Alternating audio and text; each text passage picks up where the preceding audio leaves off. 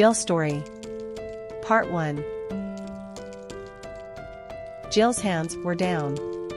She tried as hard as she could to keep her job as a nurse, but every day she found it harder and harder to stand up to her autocratic boss.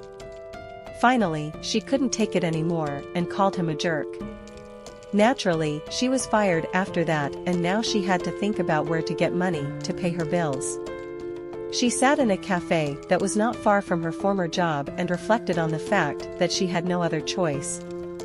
All around her a normal day was simmering, but Jill didn't notice anything. The coffee that was on the table in front of her had long since gone cold, but she didn't care about that. All her thoughts were occupied with what she would have to go through to find a new job. But suddenly her thoughts were interrupted by a voice that came out of nowhere. She looked up and saw a sloppily dressed man standing in front of her. It was obvious at first glance that he was homeless.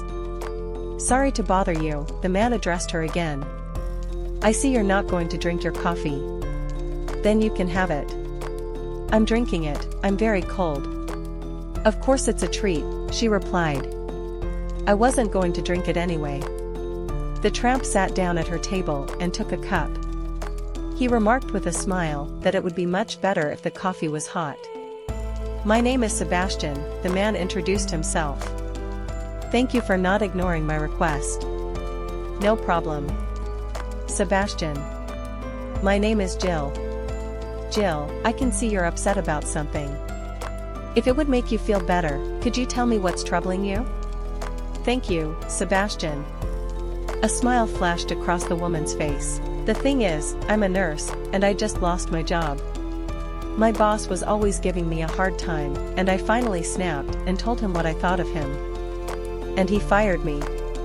Now I don't know what to do." She added that she already had enough financial problems, and now without a job she has no idea what to do.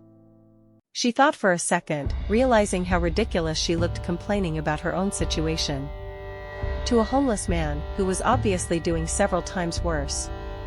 But Sebastian assured her that he wasn't offended at all, and that he was glad to let her talk it out and feel a little better. "I do feel a little better," Jill replied, and decided to thank her new acquaintance by ordering a tuna sandwich and a hot coffee.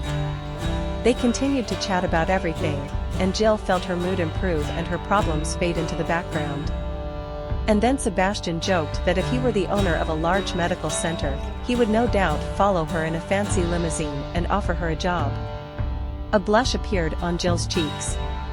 She thanked the man for his support and agreed to his offer to walk her home, but he stayed just behind her the whole way, saying that people might not understand why a tomboy like him would walk beside her.